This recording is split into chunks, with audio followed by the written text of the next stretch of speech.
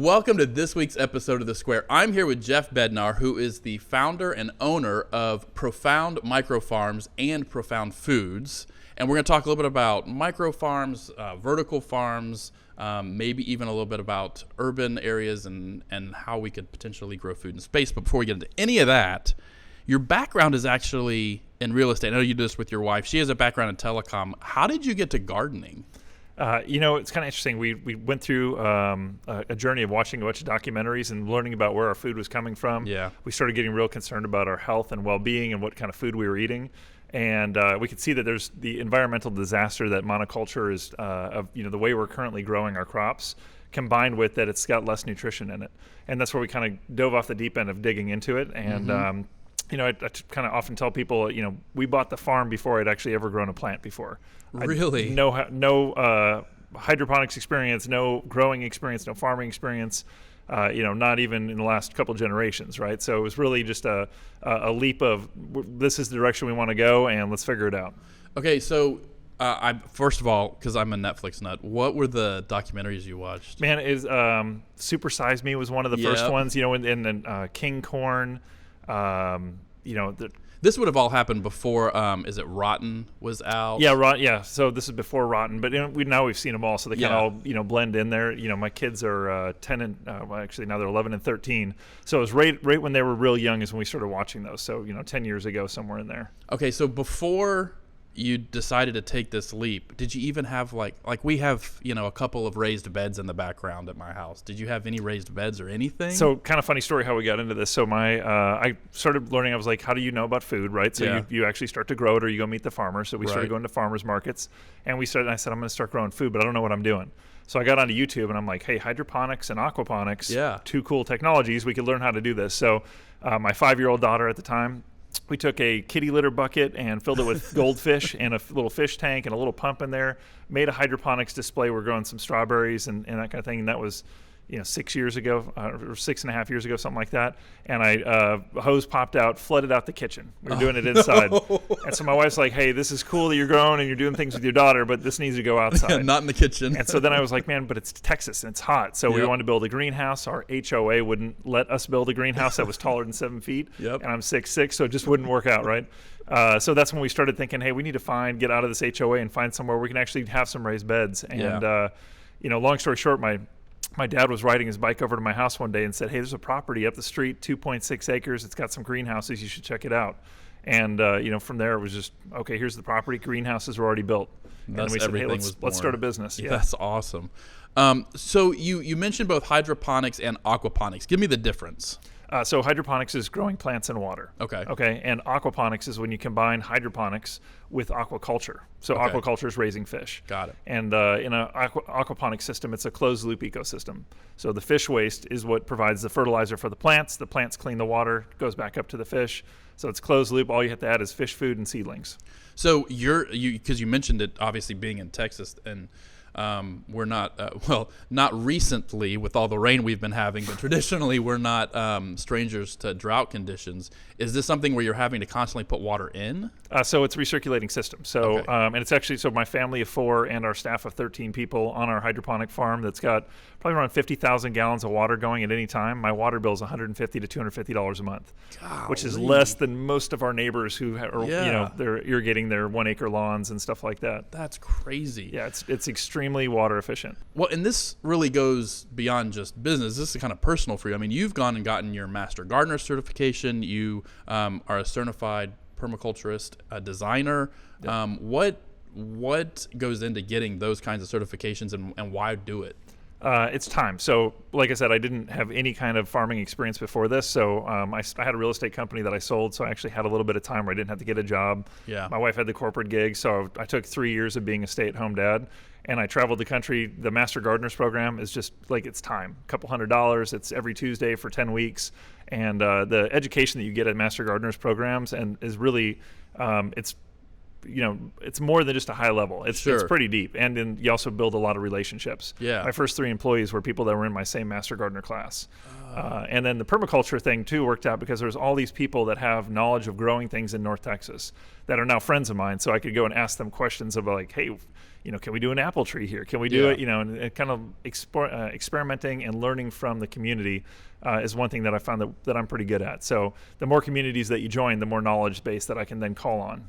I had read an article that there was some real roadblocks to getting into some of the hydroponics and aquaponics farming because it was hard for people that were doing it, hard to get them to give you information. It was kind of very, I don't know what the right word is, but they really wanted to hold on to the knowledge that they had. Have you been able to find ways to both learn but then share that knowledge? Yeah, for sure. That was one of the things that I found kind of interesting about, there's a lot of money going into hydroponics and vertical farming, and everyone's got their secret way of doing something, the secret sauce of the nutrients or their light mixture and that kind of thing. And that was one of the things that I think if you raise $600 million to build a greenhouse, you need to have those secrets because your investors are looking for returns. But I have no investors. Yeah. So my thing is about disseminating the knowledge and getting it out there so people can learn how to do this on their own. Small scale farms is something I believe in much more so than very large scale farms. And then really just being completely transparent, I think, is the way the businesses will be in the future. Everybody being able to share all of their information is how we're going to advance humanity, and it's not by keeping secrets and being tight with them. Especially when it comes to something as crucial as feeding people. Right. You mentioned small scale to large scale. Is there a space at which it's not worth it? It's too small, or like what do you think is like the ideal space for somebody that just wants to get into it? And it really depends on what you're trying to do. There's so many different variables that come into that. I mean, I think that on a home scale, like doing an arrow garden or a small hydroponic thing in your house is really cool. It's fun to engage your kids and that kind of thing. And then you need to think about if you're going to create a business of it, that you actually want to not have a full-time job. You need to be at a certain scale, and depending on how much money you want to make.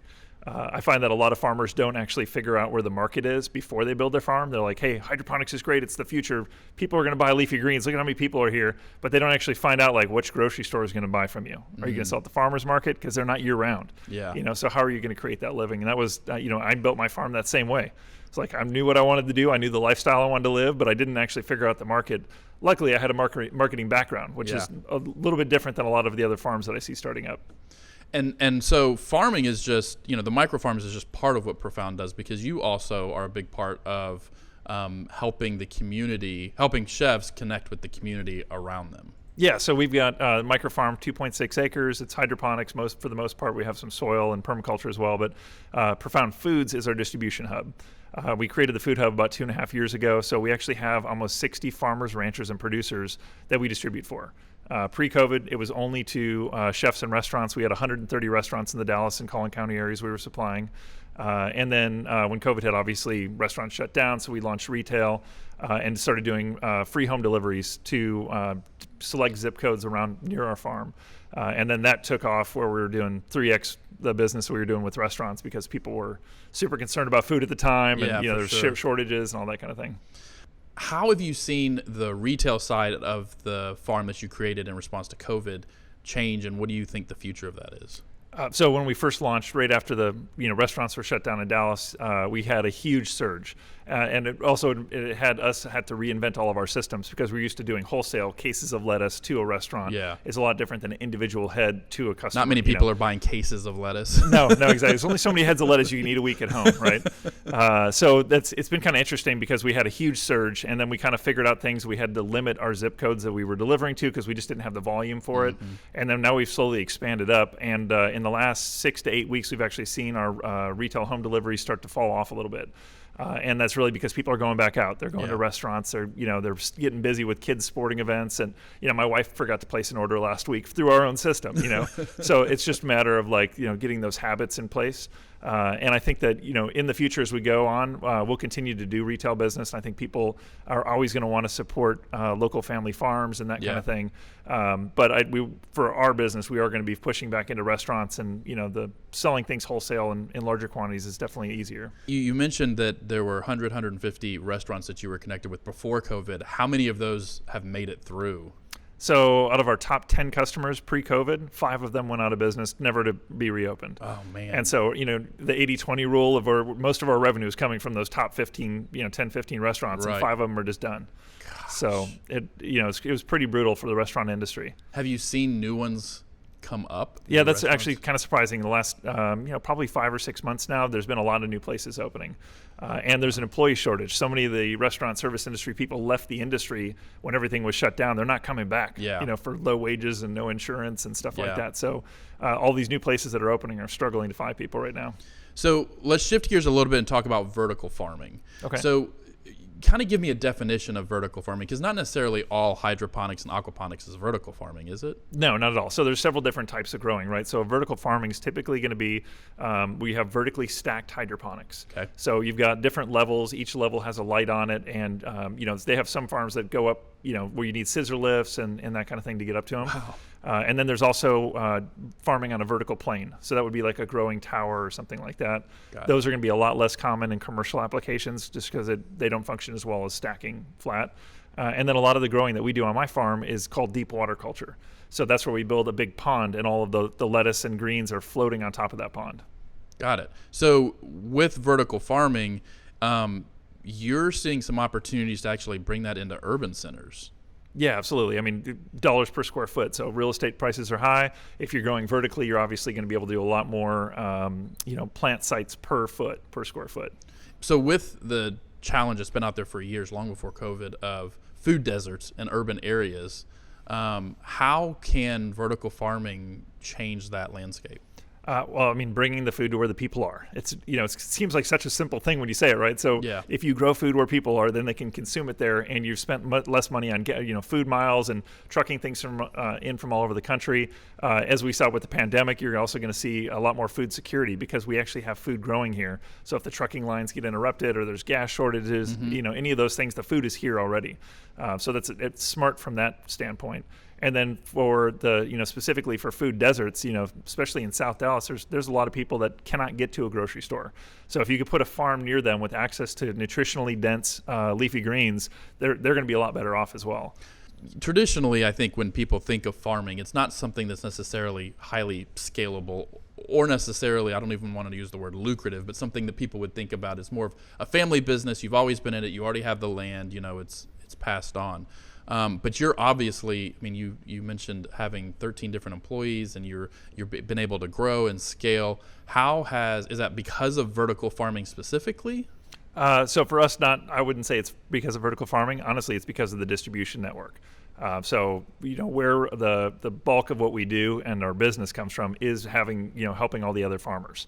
And to kind of speak to your point about is farming profitable and that kind of thing, I have yet to meet a farmer that got into farming because they want to get rich. Fair enough. You don't go to school and learn agriculture and do all that because you want to get super wealthy off of it. At least, they're probably out there. I just haven't met them yet. Yeah. So I think that having control for us of the supply chain was the key to being successful. If you're just growing something and you're dependent on whatever the market's going to pay you and you only have a small market to go to, I think that's where the model isn't scalable. Got it. But having the distribution there is where it's at. What is the biggest challenge over the last several years that you've run into?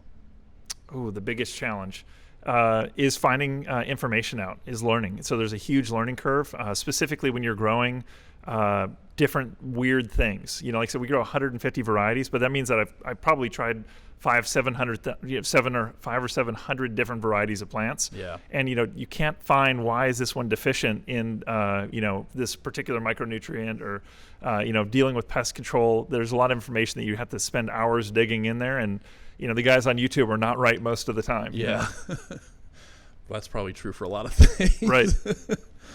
So let's talk a little bit about the future. Where do you see the future of vertical farming and maybe indeed the idea of just local farming? Yeah, so I think vertical farming is going to be a huge part of our where our food comes in from in the future, and I also think that soil farming is going to be hugely beneficial. And so a lot of people like to focus on hydroponics and they don't actually think about the soil thing because it's not as sexy, it's not as kind of cool as in the new LED lights and all that kind of thing. However, we need to save our soils. Like that's the number one thing we need to be focused on. And hydroponics saves the soil because we're growing inside of a city and we're not bringing the lettuce and greens in from Arizona, where they're pumping up aquifer water in the desert, where it makes no sense to grow leafy greens, and then trucking them all the way in. So I think that if we can focus on, inside of cities doing urban farming, more than urban gardening, like more than community gardens, that's cool. I have a lot of friends that do community gardening. I think it's great. It's not going to feed people. It's not going to feed the city, but urban farms will. And I think the mixture of vertical farming inside of cities, as well as having big soil farms, is going to be really a focus of it. And I think cities like the city of Dallas focusing in on sustainability and saying, hey, this is something we want to encourage, and they can help pay for that. That's going to help bring those real estate prices down, and that you'll be able to work in getting farms in the city. I got to imagine it also, in addition to saving the soil and your example of bringing lettuce in from Arizona, it also allows you the opportunity to grow some of the things that only grow in Texas, that are some of the native varieties of plants that you can't get anywhere else. Absolutely, yeah. And so my farm, we grow 150 different varieties of rare culinary herbs, leafy greens, edible flowers, and microgreens, because we're in a controlled environment. So we can grow lettuce year-round because we've got big fans and coolers and that kind of thing.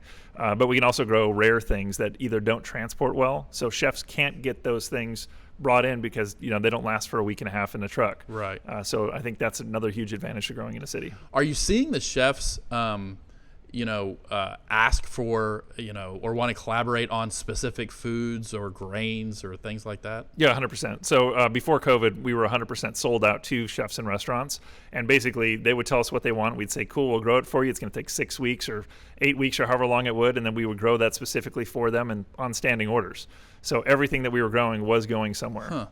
Now, it's changed with COVID, but, Yeah, so now are you, I got to ask, what's your, top crops? Even maybe retail versus the chefs, the commercial side? So from my farm, Profound Microfarms, the top crops are going to be, we have a lettuce mix, which is red butter, red oak, green oak. And it's a baby leaf, so it's grown petite, and it's a living head, so the root ball's still attached to it. Oh, cool. So a chef could put that box into their walk-in and come back a month later, and it still looks exactly the same as when we delivered it. Got it. And that's our number one bestseller. Secondly is our assorted edible flowers. We sell a lot to bars and restaurants, and they'll use them in cocktails and garnish and that kind of thing. And then we have a farmer's choice microgreens. Microgreens just being 7 to 10 day old, super nutrient rich, flavorful plants, and they use them a lot as garnish. And those are the three big sellers for my farm. So you're walking through your farm. Yep. After a long day of work, and you're just looking for a snack, what's the thing you're gonna what's your favorite thing that you grow? My absolute favorite thing is nasturtium. Nasturtium. Have you ever tried them? No. Okay, so they're typically an ornamental plant. They've got round leaves. Chefs love them. It's actually my most profitable plant as well. Really?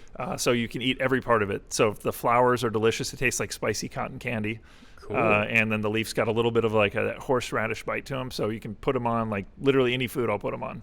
That's awesome. Yeah, it's my favorite. Well, now I know what I need to go find. And then I'll give you the second one. Is Okay. we grow one called wasabi arugula. Ooh. So it's arugula, but tastes just like wasabi. Like if you eat it, you'd swear you're eating wasabi. It's spicy, goes, hits you fast and goes away quick. I'm gonna have to come stop by. My wife's a big wasabi fan. Oh yeah, absolutely. That's awesome. So let's talk a little bit further out in the future. What do you? Does this have implications for being able to take stuff even to other planets? Yes. Space travel. We're going to be growing food. You're going to have, unless you're, growing all freeze dried stuff. To have a good quality of life, you got to be eating nutrient rich food. So I think that absolutely we're going to see these things in space. They're already doing experiments. I think that the more we find out about how to grow specific varieties and really dig into all of those micronutrients and all of the things that make a difference, we're going to see a lot more new plants come up. So I think we're going to see new varieties of things that aren't even in existence right now. They have LED technology out right now that'll say you can pick the specific spectrum of light, let's say in Thailand, that in the mountains at this altitude is going to get these ranges of light, and you can have an LED light that will give your Thai basil that will actually be a different Thai basil plant that is exactly as if it was grown in Thailand. Golly. It's wild stuff. So the role of innovation and technology in this it seems like it's just growing and growing and growing. Yeah, it's nonstop. Yeah, absolutely. So have you dived into the mad scientist role with any of your vegetables or plants? So we're not at the scale we're at. So Okay. being that we only have about 13,000 square feet of greenhouses, we just need to do production, get things in and get them out quickly. So Yeah. we don't really do any crossbreeding and seed saving. It's a lot easier for us on a production standpoint just to be buying seeds to have that consistency. That's definitely something I think would be fun to nerd out in the future and Yeah. have a little mad scientist lab where we're crossbreeding different strains of peppers and that kind of thing. But that's probably a little ways out for us. Awesome. So what are your hopes for both Profound Microfarms and Profound Foods, like in the next 5-10 years? Man, 10 years is a hard thing to go with, but really in the next, especially after something like COVID. yeah, exactly. So kind of throw a monkey wrench in there. So really what we're looking for on my farm is to expand just a little bit more to kind of a healthy size, which would be about 50,000 square feet of controlled environment growing. And then right now we have our food distribution hub from all of our other farmers that's located off-site. And to bring that back on-site and have everything on one farm space. And then really just to have better penetration in Dallas, to be able to deliver a lot more home delivery customers here. Currently we just have several thousand customers, but there's millions of people here. And I think that more and more people that start to realize that they can vote with their dollars on what they want to see as far as sustainability, supporting small family farms, that's all stuff that we can help, deliver direct to your door. I love that when I was looking at different, different things on the Profound Foods and Farms website. I love that you have kept this human-centric mentality in how you've pursued things, because it's one thing to think about growing food for yourself or wanting to make sure that you understand kind of from farm to table how food gets there and what the nutrients are, and certainly the business side of it. But you have developed programs and tours and everything that are really focused on the humans in the local community. Yeah, I mean, our first goal is to make an environmental impact through our business. I mean, that's the whole thing. And then there's also, the healthy eating and the, supporting the community, but really it's all about the environment. So that's why we don't have any secrets, because if I can have somebody else in some other city replicate the model that we've done here or figure out cool things that we've done, and then they're doing that in some other city, then we win and our mission is accomplished, even if we're not making money on it. So that's really everything that we have put together is inside of that mission and goal. On our food hub side, we did not want to be a traditional food distributor. I wanted to make sure that we're telling the individual stories of all of those farmers and ranchers all the way out to the customer. So you're knowing that you're eating, Cedar Ridge eggs, and his values as far as how he raises his chicken, non-GMO feed, non-soy based. So every little part of that. It's not just a head of lettuce that you're eating; it's a profound head of lettuce, and you're supporting the farm, and you trust the farmers making those sustainable choices for their own farm. And we're not talking it, while it may be slightly more expensive than what's in the grocery store. We're not talking about a lot more, because they're getting way more of the dollar than farmers normally get in the grocery store, correct? Absolutely. Yeah, and when we talk to chefs a lot, sometimes they'll say, hey, it's cheaper for me to buy, lettuce from one of the big distributors. I'm like, yeah, how much of that are you throwing away? Because it's 30%. You're going to use 100% of everything except for the roots that we're going to send out. You cut those off, but you're going to use 100% of the product. So yeah, it's a little bit more, but it's not 30% more. So they actually are saving money by buying our lettuce than buying commodity stuff. Are you looking at all into being able, we talked a little bit about integrating vertical farming into urban centers. How if you've got any thoughts about outside of the current farm, putting it into other communities in the North Texas area? So we definitely are working with other farms that are interested in doing that. We actually we're not currently operating it due to COVID, but we actually had a shipping container vertical farm at Legacy West, which is, really? Yeah, if you're familiar with the area up there. So it's actually at the food hall. Yeah. And if you walk out the doors, there's 30 restaurants right there. And so we operated that for about a year and a half. It was kind of a pain to have to drive over there and manage that, but it actually worked really well to have a central hub of where our farm was, because that's where we outsourced all the sanitation and the seating and that kind of thing. We could use that farm right there next to the restaurants, and walk outside and carry trays of microgreens and edible flowers down to the restaurants. That's awesome. So, and I can definitely see some more distributed farming being in the future of, it's hard to farm a very small thing, but if you have multiple pods in different areas, it's a workable business model. Is it something that you ever see going out of just single owner farms to being something where, like a Corgan or a company could have a floor of their building that's, we're rethinking, office buildings aren't going away, but we're rethinking how we use them. Is that something that could be integrated? Yeah, absolutely. I think that rooftop farms are a super cool concept. You guys could have a living wall of greens in here. Right. The catch is that you got to have somebody to maintain that. Yeah, because fair it's enough. not. I mean, you've got raised beds, right? It's something you do have to have your eye on and a lot of attention on. Yeah. But that's one of those where if you have a hub farm that can support those smaller things around, then you can bring over all the greens and do all the starts in one location. And I definitely see distributed farming like that in the future. That's awesome.